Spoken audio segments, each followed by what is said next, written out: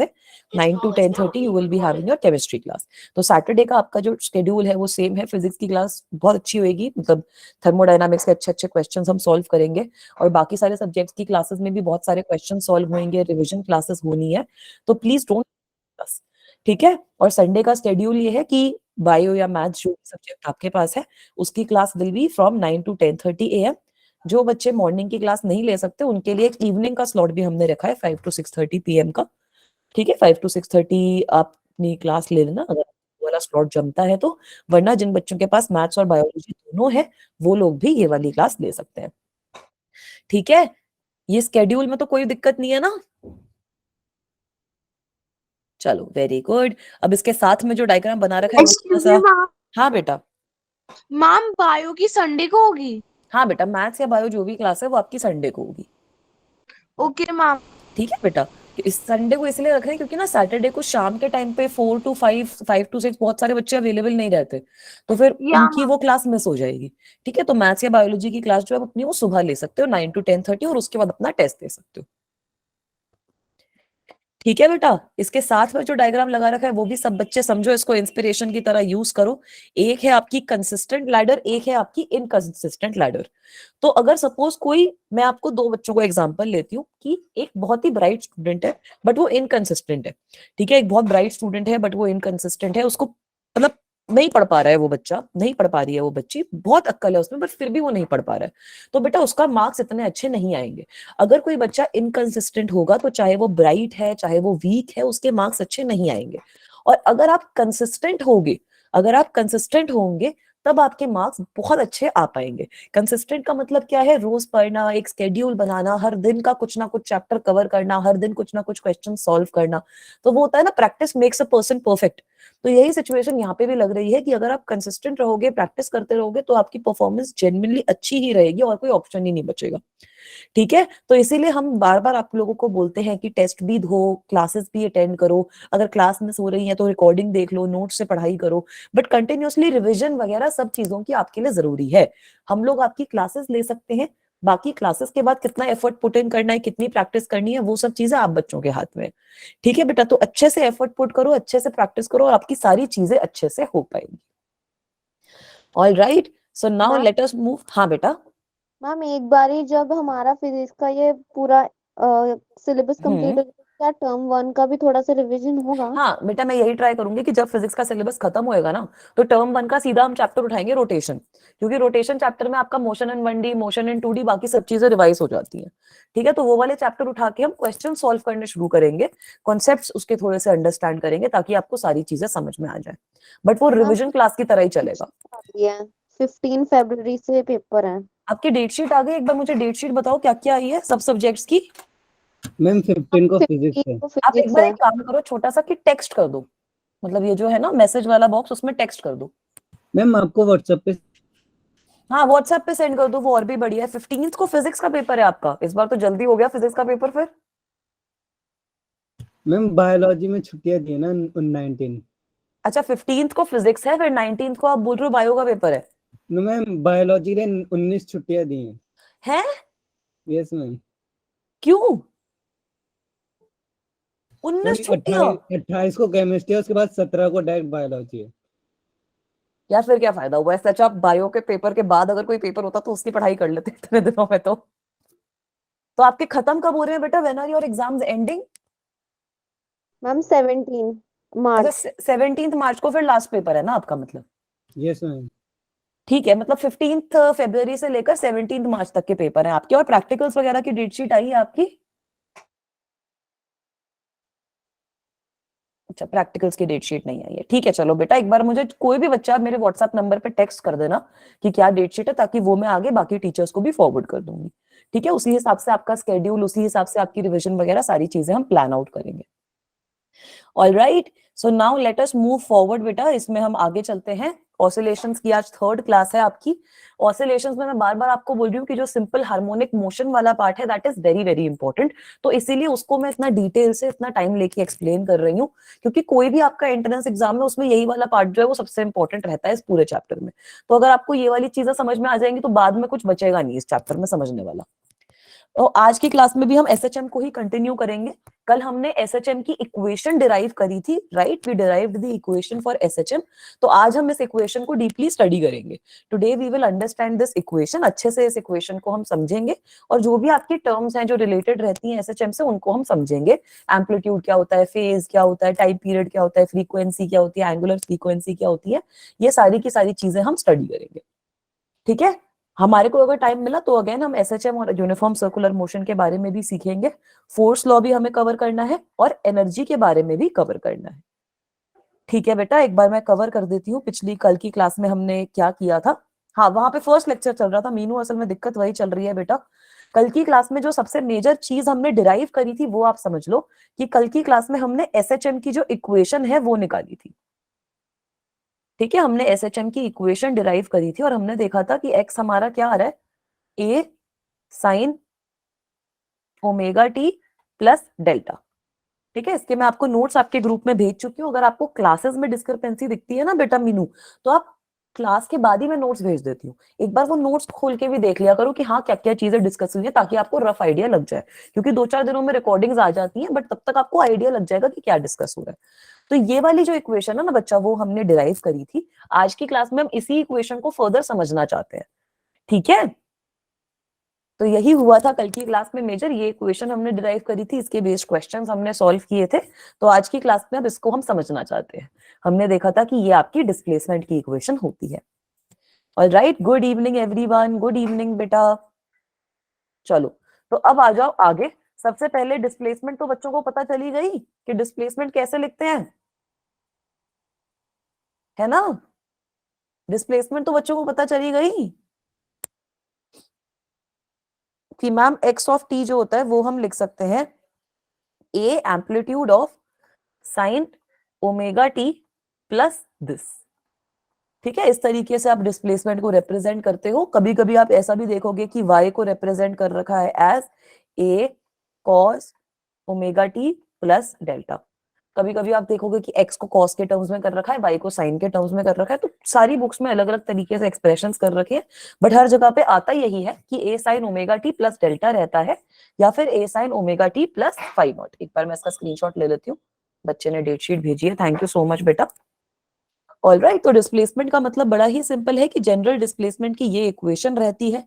यहाँ पर हमने कल की क्लास में देखा था कि एक्स और वाई जो है वो आपके डिस्प्लेसमेंट को रेफर करते हैं, दे आर योर डिस्प्लेसमेंट्स, है ना? एक्स और वाई आपकी डिस्प्लेसमेंट होती है, ए आपका एम्पलीट्यूड होता है। इसको भी हम आज की क्लास में अच्छे से पढ़ेंगे कि एम्पलीट्यूड का क्या मतलब है। फिर हमने देखा था कि ओमेगा आपकी एंगुलर फ्रीक्वेंसी होती है, ओमेगा इज एंगुलर फ्रीक्वेंसी। ठीक है, एंगुलर फ्रीक्वेंसी और एंगुलर वेलोसिटी बच्चे पूछते हैं कि मैम इसका ओमेगा ही हम रिप्रेजेंट कर रहे हैं। तो बेटा एंगुलर फ्रीक्वेंसी और एंगुलर वेलोसिटी का एक्चुअली फॉर्मूला भी सेम ही रहता है, खाली डिफरेंस मेजर ये है कि angular frequency is a scalar quantity और एंगुलर वेलोसिटी आपकी डायरेक्शन के साथ में होती है, वेक्टर क्वांटिटी होती है। ठीक है, और ये जो डेल्टा है आपका, इसको कहते हैं phase constant, this is known as phase constant. ठीक है, इसको कुछ बुक्स में ऐसे फाई नॉट की तरीके से रिप्रेजेंट भी कर रखा होता है, कुछ बुक्स में इसको किसी भी अलग अलग नोटेशन से रिप्रेजेंट कर रखा होता है, बट आपको ये इक्वेशन समझ में आनी चाहिए कि इस इक्वेशन का क्या मतलब है। ठीक है बच्चों, आगे चलूं? Yes ma'am. ठीक है, ये डिस्प्लेसमेंट इक्वेशन रिवाइज भी हो गई हमारी। Yes ma'am. ठीक है, चलो very good. Now let's come to amplitude. ठीक है, तो सबसे पहले ना एम्पलीट्यूड का मैथमेटिक्स से मतलब दिखाती हूँ। अब हमें पता है कि x की वैल्यू क्या है, what is the value of x? a sine omega T plus delta, यही x की वैल्यू होती है ना बेटा? मुझे ये बताओ कि साइन थीटा की मैक्सिमम और मिनिमम वैल्यू कितनी होती है? साइन थीटा की मिनिमम और मैक्सिमम वैल्यू कितनी होती है? 1 और -1, है ना? साइन थीटा जो होता है आपका, sine theta can take values between 1 and -1। तो इसका मतलब क्या है, जो आपकी डिस्प्लेसमेंट होगी it will be equal to a when sine of omega T plus delta is equals to 1, है ना? कोई भी आर्ग्यूमेंट है, हमें क्या फर्क पड़ रहा है, मैक्सिमम वैल्यू तो 1 पहुंचेगी। और this will be equals to -a when, जब ये साइन की वैल्यू आपकी -1 होगी। Is this okay guys? तो यहां से आता है एम्पलीट्यूड का कॉन्सेप्ट कि आपकी जो डिस्प्लेसमेंट है, डिस्प्लेसमेंट जो है, it can only take values between a and -a। Displacement can take values between a and -a। तो ये आपका जो a होता है इसको एम्पलीट्यूड कहा जाता है, क्योंकि एम्पलीट्यूड एक तरीके से क्या हो गया, maximum displacement of particle, maximum displacement of particle. ये चीज समझ में आई बेटा? Is this okay? Yes ma'am, yes no ma'am. Ma'am? ठीक है। तो बच्चों को फिर ऑसिलेशन, मतलब यही होता है कि एम्पलीट्यूड की डेफिनेशन याद हो गई बट समझ नहीं आता, तो इसीलिए समझाने के लिए ये बता रही हूँ कि जो ये आपका है, ये आप देख सकते हो कि साइन की वैल्यू 1 या -1 हो सकती है। तो यहाँ से डिस्प्लेसमेंट की आपको दिख रही है कि मैक्सिमम वैल्यू a होगी, मिनिमम वैल्यू -a होगी। तो इसका मतलब यही है कि डिस्प्लेसमेंट की values are from a to -a। इन दोनों वैल्यूज के बीच में आपके डिस्प्लेसमेंट की वैल्यू होती है। तो यही आपका एम्पलीट्यूड होता है कि आपकी मैक्सिमम डिस्प्लेसमेंट कितनी है। ठीक है, आगे चले बेटा। Yes ma'am. चलो, now let's come to one of the most important things in this chapter, which is phase। तो फेज जिस बच्चे ने समझ लिया ना, उसका समझ लो ये चैप्टर में से मोस्ट ऑफ द काम इज ओवर। ठीक है, फेज एक तरीके से सबसे इंपॉर्टेंट चीज है जो आप लोगों को समझनी है। तो हमने, फिर से मैं यहाँ पे इक्वेशन लिखूंगी, आप लोगों को ये इक्वेशन आज की क्लास में याद हो जाएगी। x is equals to a sine omega T plus delta देखा था बेटा। फेज होता है आपका ये जो साइन का आर्ग्यूमेंट है ना, वो जो ये साइन का आर्ग्यूमेंट है ये होता है आपका फेज। फेज आपका क्या होता है, इसको हम फाई से रिप्रेजेंट करते हैं, and it is equals to omega T plus delta. ठीक है, इसका काम क्या होता है कि फेज जो है आपको बताता है, phase determines the value of, phase determines the, अच्छा स्टक है बेटा स्क्रीन, एक सेकेंड अभी रीलोड करते हैं, अभी विजिबल हो रही है? मैंने क्या बोला कि हमने देखा था कि x की वैल्यू, डिस्प्लेसमेंट की वैल्यू कितनी होती है, a sine omega T plus delta. Delta की जगह पे फाई नॉट भी होता है कुछ बुक्स में, इट्स परफेक्टली फाइन। अगर सिंबल्स अलग अलग हैं बुक्स में उससे दिक्कत नहीं होती, आपको पता होना चाहिए कि कौन सी क्या चीज है, उसमें कंफ्यूज नहीं होना है। तो फेज का काम क्या होता है कि phase determines the status of the particle, status of particle in SHM. अब स्टेटस ऑफ पार्टिकल का क्या मतलब होगा, what is the meaning of status of particle? Status ऐसे नहीं कि व्हाट्सएप स्टेटस लगा दिया, इंस्टाग्राम पे लगा दिया, फेसबुक पे लगा दिया। स्टेटस का मतलब कि पार्टिकल की क्या वेलोसिटी है, क्या डायरेक्शन है, ये सारी चीजें बताता है। ठीक है, what is the velocity of the particle, what will be the direction of the particle, ये सारी चीजें आपको समझ में आ जाती है यूजिंग दिस। ठीक है बेटा, अब ये बताती हूँ कैसे। सबसे पहले आप लोगों को पता है कि x क्या होता है, इससे आपको एक्सेलरेशन भी समझ में आ जाएगी। x क्या होता है, a sine omega T plus delta. यहां से मैं वेलोसिटी निकाल सकती हूँ, I can determine the value of velocity as well. Velocity निकल जाएगी बेटा। वेलोसिटी कितनी आएगी, इसको डिफरेंशिएट कर दो, साइन को डिफरेंशिएट करोगे कॉस आएगा, तो आपके पास क्या आ जाएगा, a cos omega T plus delta. क्योंकि टाइम के साथ में एक ओमेगा का फैक्टर है तो यहाँ पर एक ओमेगा भी आ जाएगा। आ जाएगा ना, नहीं आएगा? फिर यस मैम। वेलोसिटी को डिफरेंशिएट कर यस लोगे तो मैम। बेटा एक्सेलरेशन भी आ जाएगी आपकी। वेलोसिटी को डिफरेंशिएट कर लो, तो कॉस को डिफरेंशिएट करोगे तो क्या आएगा, when you differentiate cos what will be there, sine आता है और नेगेटिव आता है। तो अब आपके पास एक्सेलरेशन आ जाएगी -a omega square sign of omega T plus delta. Is this okay? तो यहां से तो आपने प्रूव भी कर दिया कि हाँ भाई ये कुछ हो रहा है, मतलब यहाँ पे मेरे पास ये माइनस ओमेगा स्क्वायर एक्स के टर्म्स में ही तो आ रहा है। ठीक है, तो अब अगर मैं यहाँ पर फेज की अलग अलग वैल्यूज पुट इन कर दूं, मेरे को सबके आंसर मिल जाएंगे, है ना? अगर मैं ये phase omega T plus phi की वैल्यूज अलग अलग पुट इन करूं तो मेरे को आंसर मिल जाने चाहिए कि मेरा पार्टिकल की वेलोसिटी क्या है, मेरे पार्टिकल की एक्सेलरेशन क्या है, क्या सारी चीजें चल रही हैं। राइट, तो यही करते हैं। चलो एक टेबल सी बना देती हूँ मैं आप लोगों के लिए। ठीक है, एक टेबल बना रही हूँ। आपको पता है कि x कितना होता है ma'am, a sine omega T plus delta होता है। v कितना होता है आपका मैम ए ओमेगा कॉस होता है, ठीक है, A omega cos omega T plus delta. और एक्सेलरेशन हमने कितनी देखी थी, minus A omega square sine omega T plus delta, ठीक है। तो ये आपका फेज है, this is your phi, this is also phi and this is also phi. Now let me take a few different values of phi. Let me take phi equal to 0. Let me take phi is equals to pi by 2. Then let me take phi is equals to pi. Let me consider the third value as phi is equals to 3 pi by 2. And then let me come back to the initial position and consider phi as 2 pi. अब मुझे ये x, v और a की सबकी values लिखनी है। I want to write the values of x, v and a. तो आप लोग मुझे बताओ कि what will be the value of x if the value of phi is 0। x की वैल्यू कितनी होगी अगर वैल्यू ऑफ फाई 0 है? 0 0 हो जाएगी ना, क्योंकि साइन 0 बन जाएगा। वेरी गुड बेटा। What will be the value of velocity in this case? v की वैल्यू कितनी आएगी?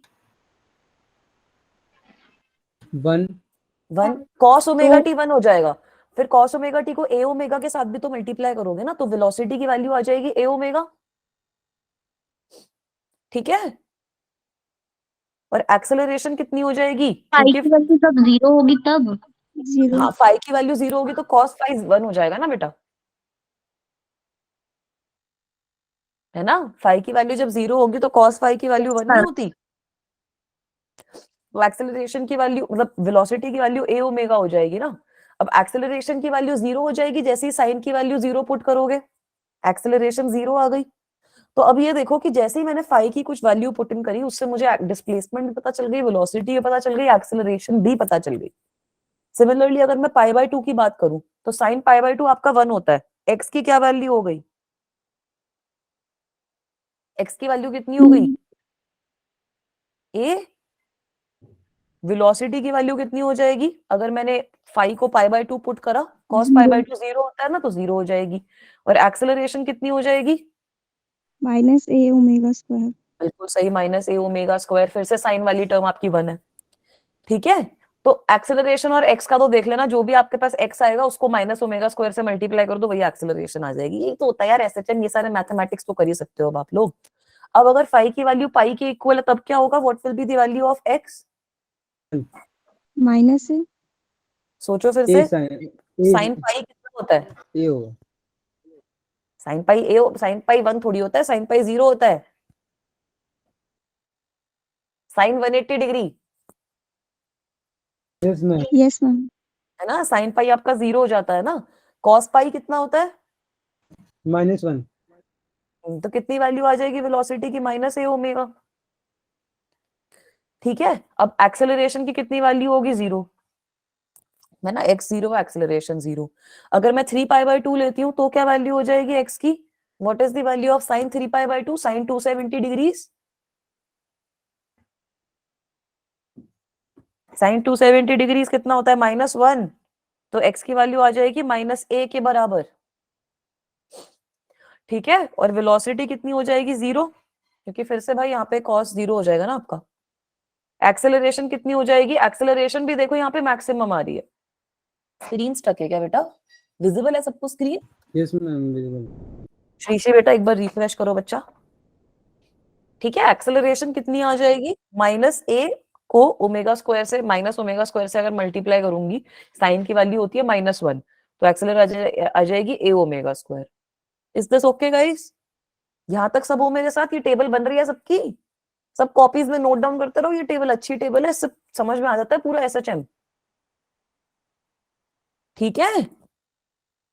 Yes ma'am. अब अगर पाई की वैल्यू 2 पाई होगी तब क्या होगा भाई? साइन 2 पाई कितना होता है? 0, तो फिर से x 0 हो गया। cos 2 पाई कितना होता है? cos 0 के बराबर रहता है। अब तो वो रिपीटेशन वाली चीज शुरू हो गई। cos 2 पाई कितना होता है? cos 0 के बराबर। तो ये आपके पास a ओमेगा आएगा और यहाँ पे एक्सेलरेशन आपकी 0 हो जाएगी। और इसी तरीके से आपकी अलग अलग फेज वैल्यू के लिए साइकिल कंटिन्यूड रहती है। ये सारी वैल्यू सबको समझ में आई? कैसे आई, क्यों आई? Yes ma'am. ठीक है बेटा। तो अब आप देख सकते हो कि जब आपका x जो है बेटा, अभी स्क्रीन विजिबल है आई थिंक, ठीक है, जब आपका x 0 है तो ये आपकी मीन पोजीशन होती है। ठीक है, this is your mean position. जब भी आपका x 0 आ रहा है तो ये आपकी मीन पोजीशन है। तो मीन पोजीशन पे एक्सेलरेशन 0 रहती है बट वेलोसिटी मैक्सिमम रहती है ना। मीन पोजीशन पे आपकी जो एक्सेलरेशन है वो 0 रहती है बट आपकी वेलोसिटी जो है वो मैक्सिमम है, इसीलिए आपका पार्टिकल मूव कर जाता है। और अगर आप सबसे एंड वाली अपनी पोजीशंस की बात करो, जो ये लास्ट वाली पोजीशन होती है जब आपने एम्पलीट्यूड पूरा कवर कर लिया, तब आप देख सकते हो कि वेलोसिटी 0 है बट एक्सेलरेशन मैक्सिमम है। तो इसलिए भाई वो एक्सेलरेशन उस डायरेक्शन में ले जाएगी इसको। अगर इसको मैं आप लोगों को डायग्रामेटिकली भी एक्सप्लेन करूं, तो सपोज मेरे पास एक पार्टिकल है, ठीक है, यहाँ पर हम 5 लाइनें बनाते हैं। ये हमने 5 लाइनें बनाई। हमने फेज की 5 वैल्यूज देखी थी, क्योंकि एक हमने देखा था फाई इज 0, एक हमने देखा था कि phi is equals to pi by 2, एक हमने देखा है कि phi is equals to 3 pi by 2, sorry phi is equals to pi, cycle में चलेंगे ना तभी समझ में आएगा। Phi is equals to pi, एक हमने देखा है कि phi is equals to 3 pi by 2 and last one is phi is equals to 2 pi. तो फाई इज इक्वल्स टू 0 पे हमने क्या देखा था, x 0 है, एक्सेलरेशन 0 है and velocity is positive a omega. इसका मतलब है कि पार्टिकल जो है वो आपका मीन पोजीशन पे प्रेजेंट है। पार्टिकल आपका मीन पोजीशन पे प्रेजेंट है तभी आपका x 0 होगा, है ना बेटा। Yes ma'am. Yes ma'am. Velocity आपकी कुछ इस डायरेक्शन में है, पॉजिटिव डायरेक्शन में, कितनी a ओमेगा, a कैपिटल कर देते हैं। वेलोसिटी पॉजिटिव डायरेक्शन में आपकी कितनी है, a ओमेगा, और एक्सेलरेशन आपको 0 दे रखी है, बोला है कि एक्सेलरेशन 0 है। अब let me talk about phi is equal to pi by 2। तो फाई इज इक्वल टू के पाई बाय 2 वाले केस में क्या हो रहा है, x आपका a हो रहा है, वेलोसिटी 0 है और acceleration is minus a omega square. मतलब अब आपका जो पार्टिकल था वो हिल डुल के मैक्सिमम एम्पलीट्यूड पे यहां पर पहुंच चुका। आपका जो पार्टिकल था वो इधर की डायरेक्शन में पहुंच चुका। यहाँ पे आपका x हो गया a के बराबर, ठीक है। अब आपको क्या बोल रहा है कि यहाँ पर आपकी वेलोसिटी 0 है, velocity is not here but acceleration is maximum here, और एक्सेलरेशन आपकी कितनी है, माइनस में है, तो इस डायरेक्शन में एक्ट करेगी। मतलब एक्सेलरेशन आपको कितनी गिवन है, माइनस a ओमेगा स्क्वायर। ठीक है, तो फिर से पार्टिकल सेंटर की टुवर्ड्स आ जाएगा,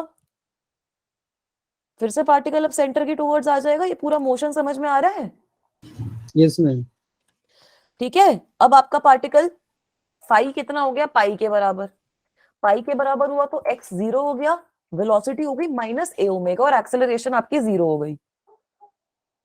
तो अगर मैं ये वाली चीज देखूं, यहाँ पे आपका पार्टिकल आ गया, x की वैल्यू हो गई 0, एक्सेलरेशन भी हो गई आपकी 0, acceleration is also equals to 0। अब आपकी वेलोसिटी है माइनस a ओमेगा, मतलब आपके पार्टिकल को इस डायरेक्शन में ले जाएगी भाई वेलोसिटी,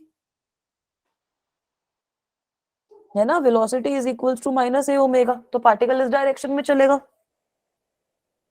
ठीक है। Now let's come to the next yes state, ma'am. Phi is equals to 3 pi by 2। 3 pi by 2 के केस में क्या हो रहा है बेटा, x की वैल्यू है माइनस a, अब वो अपनी वहां पे जो एंड वाली पोजीशन है उस पे पहुंच चुका, वेलोसिटी 0 है, एक्सेलरेशन है पॉजिटिव a ओमेगा स्क्वायर। तो अब आपका जो x का वैल्यू है इस पार्टिकल का, वो कितना हो गया, x is equals to 0, sorry x is equals to minus a।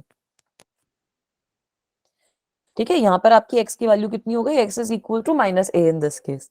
आपकी एक्सेलरेशन कितनी हो जाएगी इस केस में बेटा, एक्सेलरेशन है आपकी a omega square, positive direction में, इस डायरेक्शन में acceleration is equal to a omega square in the positive direction, तो उसको वापसी यहाँ पे लेके आ रहा है, और वेलोसिटी आपकी 0 है। तो अब लास्ट स्टेट में हमने क्या देखा था कि जो 2 पाई वाली स्टेट है वो सेम आपकी जो 0 वाली स्टेट है उसके बराबर है। तो आपका पार्टिकल फिर से पहुंच चुका है x इज इक्वल्स टू 0 पर, your particle will again reach x is equal to 0, ठीक है। And in this case velocity will फिर से be equal to a omega, velocity आपके पास फिर से a ओमेगा के इक्वल आएगी एंड एक्सेलरेशन आ जाएगी 0। और यही साइकिल बेटा आपकी रिपीट होती रहती है, ये आपकी एक कंप्लीट साइकिल है जो आपकी एसएचएम में हो रही है। जितना टाइम इस साइकिल को होने में लगेगा उसको आप टाइम पीरियड कहोगे। एसएचएम अब समझ में आ जाना चाहिए, अब एसएचएम का अच्छे से फील बन जाना चाहिए। समझ में आया बेटा कि कैसे हो रहा है, क्यों हो रहा है, सबको समझ में आ जाना चाहिए। पेंडुलम हो, किसी का भी केस हो, सब में यही सेम चीज चल रही है, किसी में कुछ डिफरेंट नहीं हो रहा। फेज आपको बता रहा है कि क्या वेलोसिटी होगी, किस डायरेक्शन में होगी, क्या एक्सेलरेशन होगी, किस डायरेक्शन में होगी। मतलब पूरे पार्टिकल का जो स्टेटस है वो आपको कहां से पता चल रहा है? फेज से। तभी मैं बोल रही हूँ कि phase is one of the most important things between the particles. Is this okay guys? Yes ma'am. Ma'am. आगे चलूं? Yes ma'am. Yes ma'am. ठीक है, चलो फिर अब अगले आगे पे मूव करते हैं। अब अगला है आपका फेज कांस्टेंट। ठीक है, तो फेज कांस्टेंट हमने देखा था क्या होता है? डेल्टा, है ना। हमने देखा था कि x is equal to a sine omega T plus delta. बेटा अलग अलग बुक्स में ना इसकी अलग अलग नोटेशन भी है, प्लीज कंफ्यूज मत होना। कुछ कुछ बुक्स में इसको ऐसे साई से रिप्रेजेंट कर देते हैं, कुछ बुक्स में इसको फाई नॉट से रिप्रेजेंट कर देते हैं। सारी चीजें हैं ये सेम ही। ठीक है, तो अब ये जो चीज है ना, ये जो आपका फेज कांस्टेंट है इधर, ये जो डेल्टा है आपका, this is your phase constant, this is your phase constant. इसका मतलब क्या होता है वो चीज आप लोग समझोगे। फेज कांस्टेंट को हम इनिशियल फेज भी बुलाते हैं। ठीक है, तो ये जो होता है फेज कांस्टेंट जो है, इसको इनिशियल फेज भी बोलते हैं, क्योंकि ये डिपेंड करता है, it depends on the choice. आपको पता है कि आप अपना चूज कर सकते हो कि भाई मैं कहां देखूं कि मेरा पार्टिकल कहां से मोशन शुरू कर रहा है। ऐसा चेम हो रही है ना, तो आप अपनी मीन पोजीशन को मान सकते हो कि जो मीन पोजीशन है वहां पे था मेरा particle at t is equal to 0। मैं बोलूंगी कि नहीं, मेरा पार्टिकल जहां पे मेरा एम्पलीट्यूड ए हुआ वहां से उसने मोशन अपना स्टार्ट किया, वो था मेरा point of t is equal to 0। तो इन दोनों में डिफरेंस कैसे पता चलेगा? डेल्टा वाली चीज से। तो इनिशियल फेज होता है ये आपका फेज कांस्टेंट होता है, it depends on the choice of instant, it depends on the choice of instant t is equal to 0। कि t इज इक्वल टू 0 पे आपने क्या अपनी पोजीशन चूज करी है पार्टिकल की, उस पर ये डिपेंड करेगा। ठीक है, let me give you to examples. मैं इसके दो एग्जांपल देती हूँ आपको। पहला एग्जांपल है कि सपोज आपने t इज इक्वल टू 0 को कब चूज किया? जब आपका पार्टिकल जो था, पार्टिकल आपका मीन पोजीशन से पास कर रहा था, particle was passing the mean position. ठीक है, जो आपका पार्टिकल था वो अपनी मीन पोजीशन से पास कर रहा था and was going towards positive direction, and was going towards positive direction।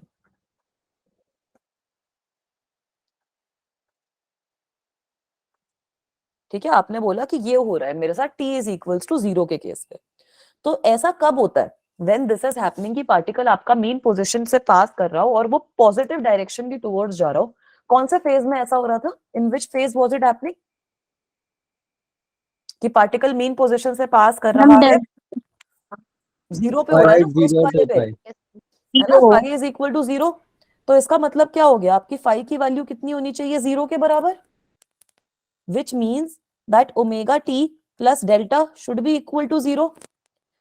है ना, यही तो होता है आपका फाई। अब ओमेगा टी तो आपको ऑटोमेटिकली 0 है क्योंकि टाइम इज इक्वल टू 0 है। तो इसका मतलब यही हो गया कि डेल्टा की वैल्यू 0 होनी चाहिए, है ना। इसका मतलब यही हो गया कि डेल्टा की वैल्यू 0 होनी चाहिए। तो यहां पर आप x को क्या लिख सकते हो? You can directly write x as a sine omega t. This is what your delta tells you. ये आपको डेल्टा से पता चलता है कि भाई डेल्टा की वैल्यू क्या थी, मतलब आपने जो अपनी स्टार्टिंग वाली पोजीशन है वो क्या चूज करी है। Is this okay? ये वाला एग्जांपल सबको समझ में आया? मैम आपने ओमेगा टी क्यों कट किया, वो एक बार उसका बेटा टी रीजन की बता वैल्यू 0 है दीजिए। ना, ओके मैम, ओके। है ना। टी की वैल्यू 0 हो जाएगी तो ओमेगा टी तो ऑटोमेटिकली 0 हो गया ना बेटा। ठीक है, समझ में आया? Yes ma'am. Yes ma'am. चलो एक और एग्जांपल देती हूँ ताकि ये चीज और अच्छे से समझ में आ जाए। ठीक है, अगर आप suppose t is equal to 0 कब चूज कर रहे हो? जब आपका जो पार्टिकल है वो पॉजिटिव एक्सट्रीम पोजीशन पे है। When particle is at the positive extreme position. अब आपका पार्टिकल जो है it is at the positive extreme position, मतलब x की वैल्यू a है, मतलब x is equals to a and it is moving towards the mean position obviously. तो यहाँ पर फाई की क्या वैल्यू हो जाएगी बेटा? What will be the value of phi in this case? अब आपका पार्टिकल अपनी एक्सट्रीम पोजीशन पे है. When will this happen? π/2 I/2 पे होगा ना, पार्टिकल आपका एक्सट्रीम पोजीशन पे है, मैक्सिमम पॉजिटिव एक्सट्रीम पोजीशन पे है. So that means x is equals to a, v is equal to 0, acceleration is equal to minus a omega square. तो phi की वैल्यू कितनी हो जाएगी? π/2. तो यहाँ पे आपका फाई है π/2 के बराबर. तो इसका मतलब है, फिर से मुझे पता है that omega t plus delta is equals to π/2. क्योंकि t इज इक्वल्स टू 0 है, ये वाली टर्म 0 हो जाएगी क्योंकि t इज इक्वल्स टू 0 है. इसका क्या मतलब है कि delta must be equal to π/2 in this case. Yes. Yes ma'am. तो अब मैं x की वैल्यू क्या लिख सकती हूँ? x will be equal to a sine omega t plus π/2. इसका मतलब क्या है कि x मेरा कितना आ गया? a cos omega t.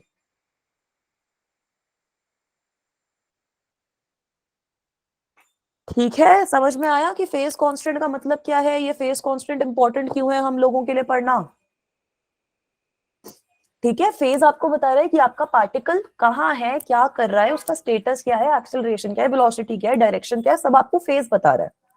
और फेज कांस्टेंट आपको क्या बता रहा है कि इनिशियल पोजीशन पे पार्टिकल का क्या स्टेटस था. आपने अपनी जो इनिशियल पोजीशन चूज करी है t इज इक्वल्स टू 0 पे, वो क्या चूज करी है. Is it okay guys?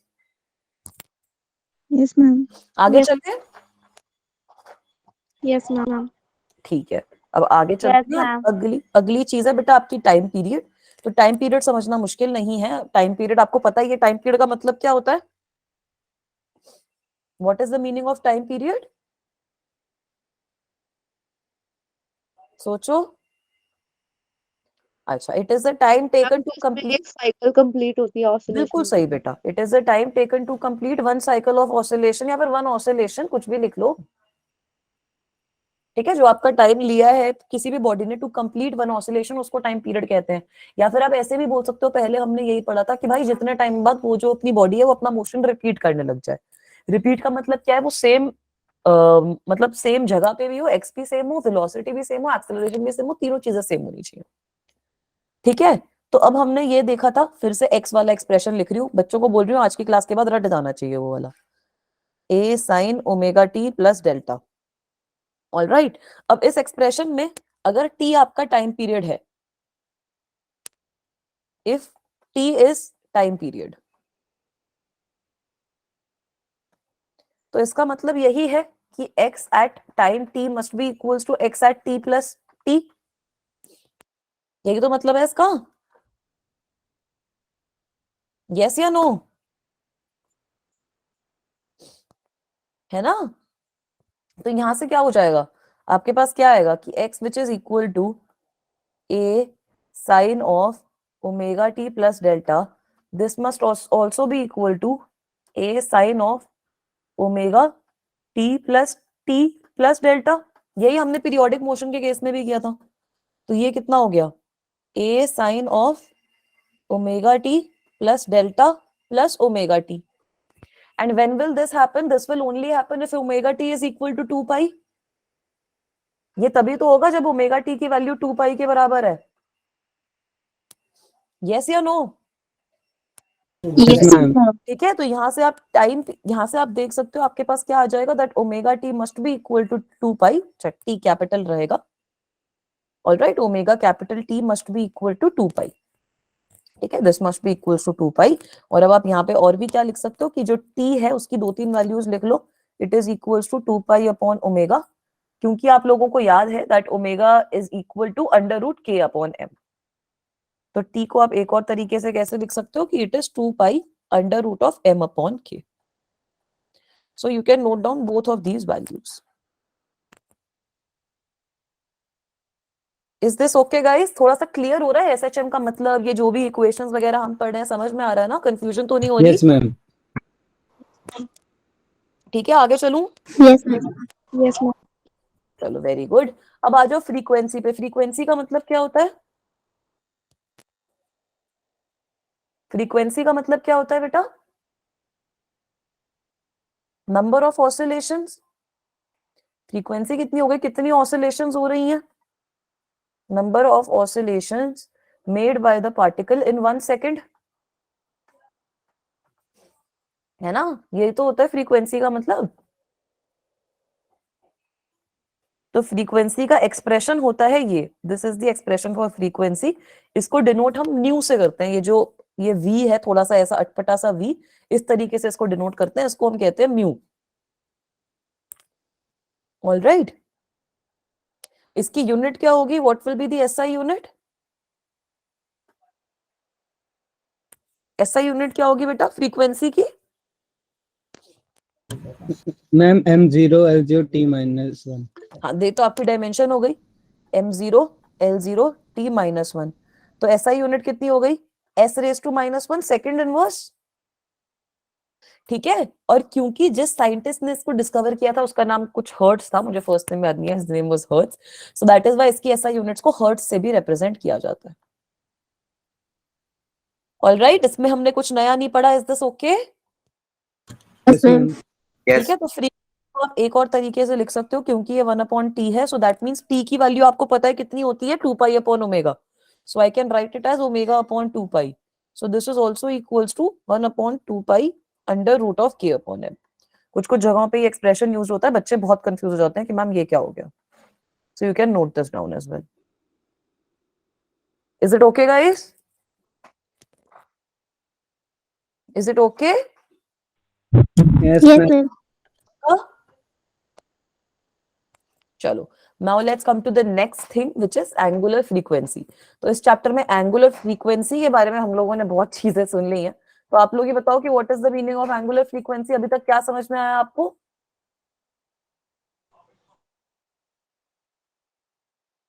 बेटा एंगुलर फ्रीक्वेंसी ना एंगुलर वेलोसिटी से ज्यादा अलग नहीं है, ये भी आपकी rate of change of angular displacement per unit time ही मेजर करती है। The only difference is that this is a scalar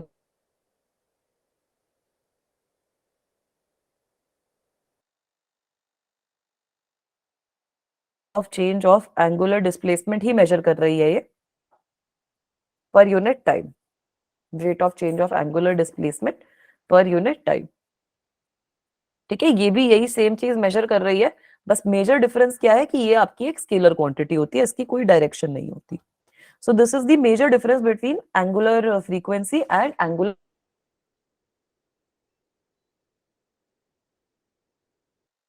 yes ma'am.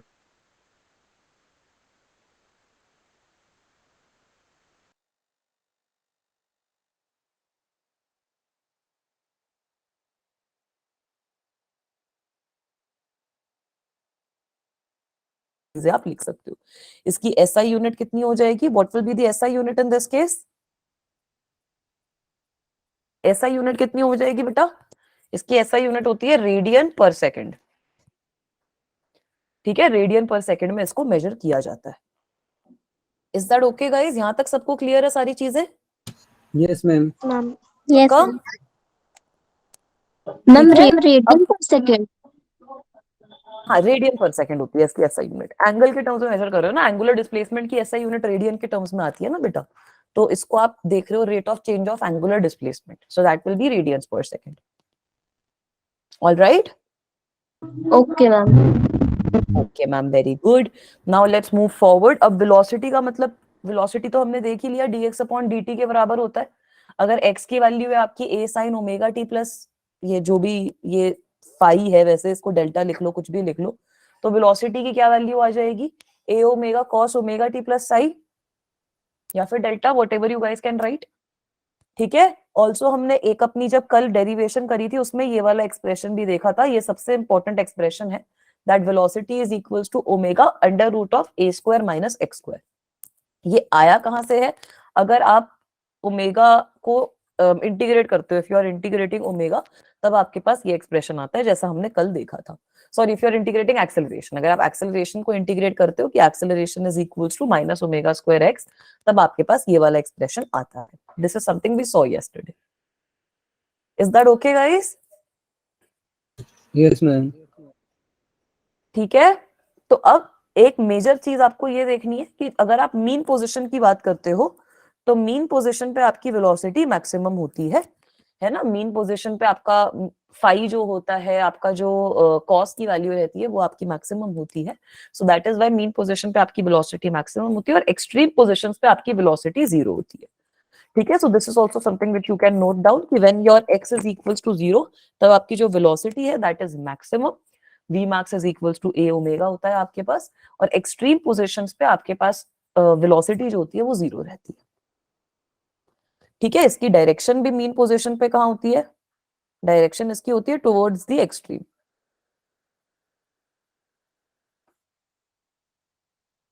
Direction towards extreme point, तो वेलोसिटी की डायरेक्शन हमेशा किसी ना किसी एक्सट्रीम पॉइंट के टुवर्ड्स रहती है। Right, this is again something we saw पहले जब हम फेज वाली बात कर रहे थे। ठीक है, आगे चल। Yes ma'am, no ma'am? Yes ma'am. सारे बच्चे आज तो क्लास में ऑलमोस्ट 30 स्टूडेंट्स हैं। मैम। थोड़ा एक्टिव रहो यार, Yes, शाम का ma'am. टाइम, रात तक क्लासेस लेनी है तुमको। चलो, अब वेलोसिटी के बाद एक्सेलरेशन के बारे में बात कर लेते हैं। एक्सेलरेशन आप लोगों को पता है rate of change of velocity रहती है, तो एक्सेलरेशन को कैसे लिखोगे, dv by dt। ठीक है, एक्सेलरेशन को कैसे लिखोगे, dv by dt। यहाँ पे आपकी जो वेलोसिटी है that is a omega cos omega t plus delta phi, कुछ भी बोल लो। देन एक्सेलरेशन की वैल्यू हमने देखी थी कि cos ओमेगा t को जब आप डिफरेंशिएट करते हो तब आपके पास negative of sin omega t plus delta आता है, और ओमेगा से मल्टीप्लाई करना होता है क्योंकि टाइम के साथ में ओमेगा है। तो this is the value of acceleration, and you can also see that acceleration is equals to minus omega square x, क्योंकि ये a sin omega t plus 5 वाली जो टर्म है that is equals to x। Right, yes ma'am. ये तो सारी चीजें हमने डिस्कस कर ली, इस पे इतना टाइम नहीं लगा रही हूँ मैं इन पे। ठीक है, तो इसका कर्व भी आप प्लॉट कर सकते हो कुछ इस तरीके से। अगर आप एक्सेलरेशन वर्सेस एक्स का कर्व प्लॉट करते हो तो आपके पास एक स्ट्रेट लाइन आती है। ठीक है, you can see that acceleration is directly proportional to negative of x. तो आपके पास एक स्ट्रेट लाइन आ रही है डिक्रीजिंग स्लोप के साथ, और यहाँ पे जो स्लोप है आपका, स्लोप जो रहता है इस लाइन का that is minus omega square. ठीक है, तो कभी कभी कुछ क्वेश्चंस में आपको ऐसे कुछ ग्राफ दे देते हैं और बोलते हैं कि बताओ ओमेगा की क्या वैल्यू है या फिर किसी चीज की क्या वैल्यू है, तो ग्राफ का स्लोप निकाल के आप वो चीज बता सकते हो। ठीक है बेटा, इज दैट ओके? कर लोगे ये वाली चीज भी? Yes, ma'am. Ma'am right, very good. Again हमने देखा था कि मीन पोजीशन पे जब आपका x जीरो रहेगा तो एक्सेलरेशन जीरो होगा, जब आपका x मैक्सिमम होगा तब आपका एक्सेलरेशन भी मैक्सिमम होगा। तो मीन पोजीशन पे x is equals to zero पे एक्सेलरेशन की वैल्यू जीरो रहती है, और जब आप एक्सट्रीम पोजीशन पे जाते हो जहां पे आप एम्पलीट्यूड वाली पोजीशन पे पहुंच चुके हो तब आपका जो एक्सेलरेशन होता है दैट इज मैक्सिमम। ठीक है, तभी एसएचएम पूरा समझ में आ जाना चाहिए, मतलब एसएचएम वाली जो पिक्चर है वो धीरे धीरे ऐसे दिमाग में और क्लियर पे क्लियर क्लियर पे क्लियर हो जानी चाहिए। ठीक है, आगे चलूं? Yes ma'am. Yes ma'am. Yes, ma'am. चलो, very good, let's move forward. अब एक दो चीजें और देखनी है। एंगुलर एक्सेलरेशन आपकी तब आती है जब आपका एंगुलर एसएचएम हो रहा हो, पेंडुलम वगैरह के केस में बाद में देखेंगे इसको कि एंगुलर एक्सेलरेशन आपकी कब आती है, जब आपका एंगुलर एसएचएम का केस हो रहा है। इस केस में आप अल्फा कितना लिखते हो, D omega by D T, और अल्फा की वैल्यू क्या हो जाती है, minus omega square theta. Theta is your angular displacement. ठीक है, ये हमने कल देखा था। अब जैसा वो वाला सिचुएशन है, जैसा आपका लीनियर वाला केस है, this is exactly similar to that. Alpha आपकी जीरो होती है जब आपका थीटा जीरो है, अल्फा आपकी मैक्सिमम रहेगी जब आपकी थीटा की वैल्यू मैक्सिमम है। ठीक है, यहां तक सबको क्लियर है सारी चीजें? Yes ma'am. ठीक है, अब आ जाओ एक इंपॉर्टेंट चीज पे। ठीक है, एक इंपॉर्टेंट चीज पे आ जाओ कि बेटा डिस्प्लेसमेंट, वेलोसिटी और एक्सेलरेशन के बीच में कुछ फेज डिफरेंस होता है। ठीक है, तो फेज डिफरेंस का क्या मतलब हो गया कि दोनों का जो फेज रहता है वो अलग अलग होता है, दोनों की फेज की वैल्यू अलग अलग रहती है। तो डिस्प्लेसमेंट, वेलोसिटी और एक्सेलरेशन तीनों का कुछ ना कुछ फेज डिफरेंस होता है। ठीक है, आप दो चीजों के बीच में फेज डिफरेंस निकाल सकते हो ना, क्योंकि दोनों की वेलोसिटीज अलग हैं, दोनों की सॉरी दोनों जिस वेलोसिटी से जा रहे हैं वो अलग है दोनों का। अगर दो पार्टिकल्स के बारे में बात करते हो, वेलोसिटीज अलग है, डायरेक्शन अलग है, इसके बीच पे आप फेज डिफरेंस निकाल सकते हो। वैसे अगर आप एक्सेलरेशन की बात करो, एक्स की बात करो, तो हमने अभी देखा कि एक्स की क्या वैल्यू रहती है, A sine omega T plus delta. ठीक है, वाई की क्या वैल्यू रहती है, सॉरी वाई बोल रही हूँ, वेलोसिटी की क्या वैल्यू रहती है, इसको डिफरेंशिएट करके आई थी हमारे पास value, a omega cos omega t plus delta, and acceleration की क्या वैल्यू होती है, minus of a omega square sine omega t plus delta. तो देखो ना, कुछ फेज में अलग तो आ ही रहा है, साइन और कॉस का तो फेज वैसे ही अलग होता है ना, साइन और कॉस का तो फेज वैसे ही अलग होता है, ठीक है। साइन का जो आपका होता है, साइन और कॉस के बीच में आपका फेज डिफरेंस रहता है π/2 का, क्योंकि साइन की वैल्यू जब 0 होती है ना, जब आपकी साइन की वैल्यू 0 होती है तो कॉस की वैल्यू 1 रहती है, कॉस की वैल्यू 0 होती है तो साइन की वैल्यू 1 होती है। तो इसका मतलब है कि इन दोनों के बीच में फेज डिफरेंस कितने का है, π/2 रेडियंस का। तो इसलिए ये बोला जाता है कि जो डिस्प्लेसमेंट है और जो वेलोसिटी है उसके बीच में π/2 रेडियंस का फेज डिफरेंस है। इसको आप डायग्राम से भी देख सकते हो, ये आपका डिस्प्लेसमेंट का डायग्राम है जो साइन के कर्व के हिसाब से बना हुआ है, ठीक है। तो यहाँ पे आप देख सकते हो कि भाई साइन वाले केस में क्या हो रहा है, 0 है आपका, 1 वैल्यू हो रही है π/2 पे, ठीक है, 0 वैल्यू हो जाती है फिर आपकी पाई पे, फिर यहाँ पे आपका 3π/2 पे हो रहा है मामला, फिर ये वाली जो चीज है ये आपकी 2π पे हो रही है।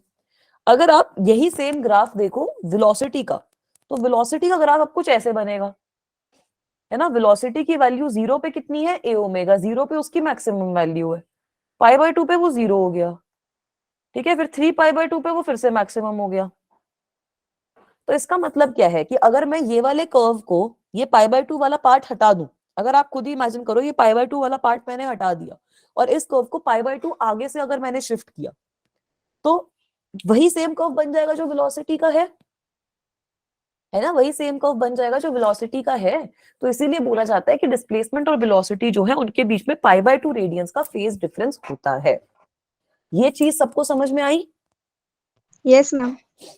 ठीक है, now let's talk about velocity and acceleration. तो अब आप वेलोसिटी और एक्सेलरेशन में देख सकते हो कि एक्सेलरेशन का कर्व ऐसे बन रहा है, क्योंकि एक्सेलरेशन आपकी minus omega square sine omega T के फॉर्म में आती है ना। तो बेटा एक्सेलरेशन का कर्व और उल्टा बन रहा है। तो अगर मैं वेलोसिटी वाले कर्व से ये वाला जो पोर्शन है ये गायब कर दूं तो एक्सेलरेशन का कर्व बन जाएगा। मतलब एक्सेलरेशन और वेलोसिटी में भी π/2 का फेज डिफरेंस है ना, एक्सेलरेशन और वेलोसिटी के बीच में भी π/2 का फेज डिफरेंस है, ठीक है। तो आइडियली होता क्या है आपका, velocity is ahead of displacement, velocity is ahead in phase to displacement, velocity आगे है ना बाय π/2, एंड एक्सेलरेशन वेलोसिटी से भी आ गया, acceleration is ahead in phase to velocity by π/2। क्योंकि अगर मैं इस कर्व को π/2 से शिफ्ट करूं, अगर मैं π/2 को पीछे ले जाऊं तब मेरे पास एक्सेलरेशन की वैल्यू आएगी ना। मतलब जहां पे वेलोसिटी पे जो मेरी चीज π/2 पे हो रही है, एक्सेलरेशन में वही चीज ऑलरेडी 0 पे हो चुकी, तो एक्सेलरेशन आगे हो गया ना वेलोसिटी से, कितना, π/2 से।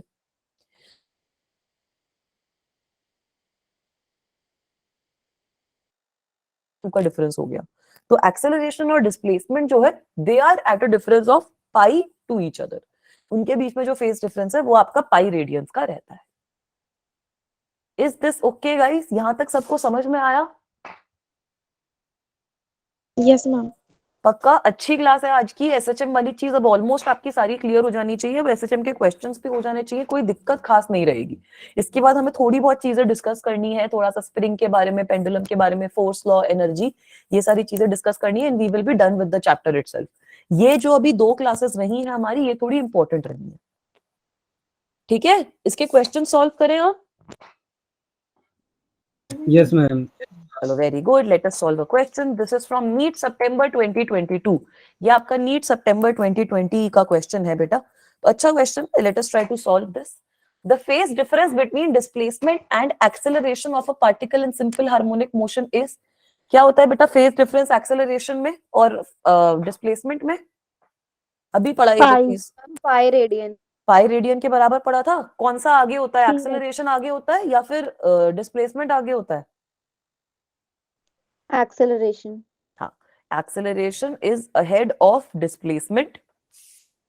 बेटा 0 नहीं होएगा, is ahead of displacement.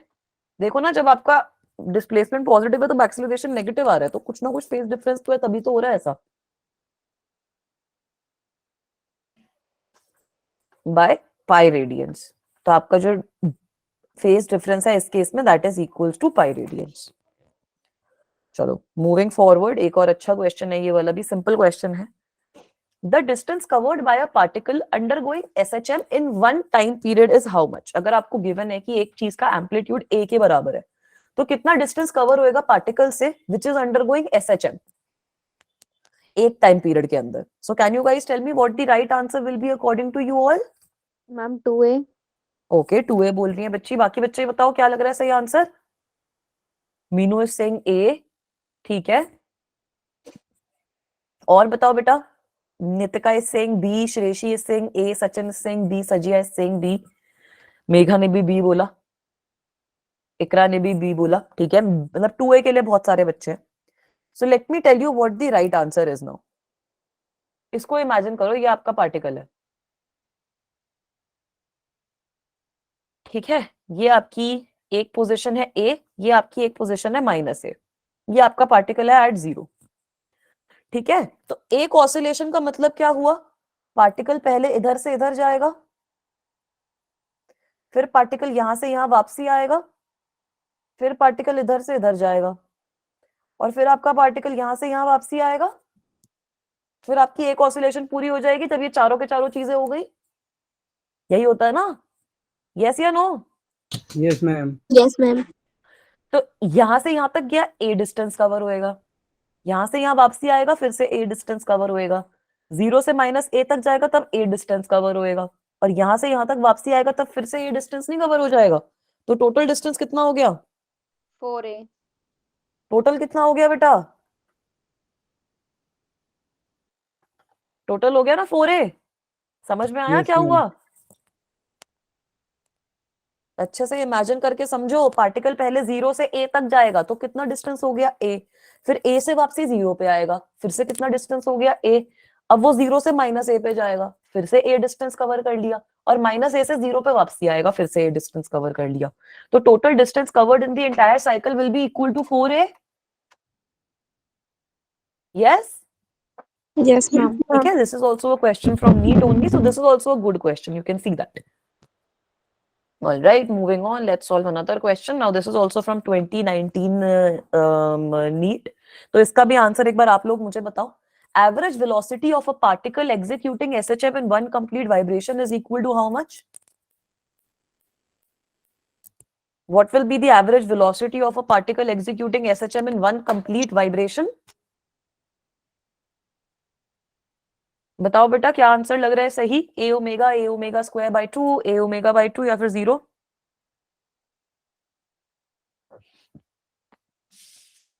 Nitika is saying B, Sachin is saying 0, Radhika is saying C. ए भी आंसर करो तो सारे ऑप्शन सही हो जाएंगे फिर। हाँ विशाल ने ए भी बोल दिया, तो ए बी सी और डी चारों ऑप्शन सही है बेटा। बच्चों ने चारों के चारों ऑप्शन चूज कर लिए हैं। ऑलराइट, शिवानी ने बी बोला। बाकी बच्चे बताओ क्या लग रहा है आंसर बच्चों? Hardeep is saying B as well, Kritika is saying B, ठीक है, गुड जॉब। चलो very good. Now let's try to determine the answer. Can you guys tell me कि वन कंप्लीट ऑसिलेशन या वन कंप्लीट वाइब्रेशन में displacement क्या होगी? What will be the value of displacement? Displacement कितनी आएगी बेटा अगर वन कंप्लीट वाइब्रेशन हो रही है तो? 0। तो एवरेज वेलोसिटी कितनी आ गई? एवरेज वेलोसिटी कितनी आ गई? 0 ही तो हो जाएगी डायरेक्टली। वेलोसिटी, मैंने स्पेलिंग गलत लिख दिया। एवरेज वेलोसिटी आपकी कितनी हो जाएगी? 0। सो that means option D is right. ये क्वेश्चंस आ रहे हैं नीट में, ठीक है। फिर बच्चे बोलते हैं कि मैम नीट का पेपर मुश्किल है, तो बताओ कहां से मुश्किल है, मैं क्यों बोलूं मुश्किल है? बेटा 0 होगी ना। वेलोसिटी का मतलब क्या होता है? वेलोसिटी तो आपके डिस्प्लेसमेंट अपॉन टाइम इंटरवल से मेजर करते हो ना, ठीक है। तो अगर आपकी एवरेज वेलोसिटी के बारे में मैं बात कर रही हूँ यहाँ पर, उस पॉइंट पे इंस्टेंटेनियस वेलोसिटी की बात नहीं कर रही। वो जो भी वेलोसिटीज हमने निकाली है वो इंस्टेंटेनियस वेलोसिटी है, ये जो है वो एवरेज वेलोसिटी है, ठीक है। तो अगर आप एवरेज वेलोसिटी की बात करोगे तो velocity in one complete vibration will be equal to 0 because total displacement is coming out to be 0।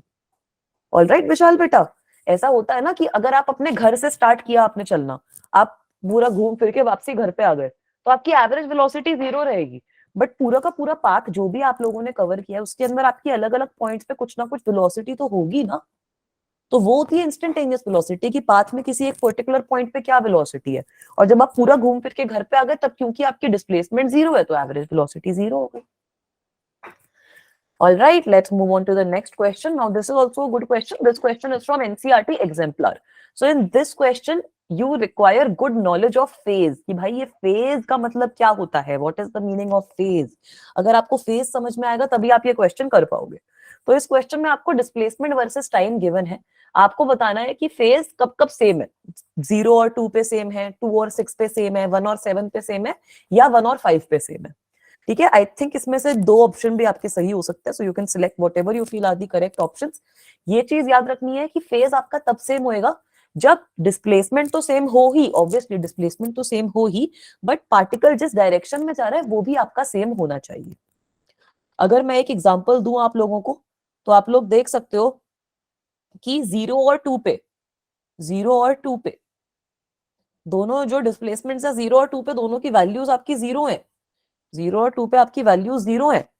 ठीक है, बट स्टिल आपका ये जो है ये सेम फेज में नहीं है, क्योंकि 2 पे जो पार्टिकल है आपका वो नीचे की साइड पे है ना, आपका जो पार्टिकल है वो डिक्रीजिंग डिस्प्लेसमेंट की साइड पे है और वहां से वो मीन पोजीशन की टुवर्ड्स जाएगा।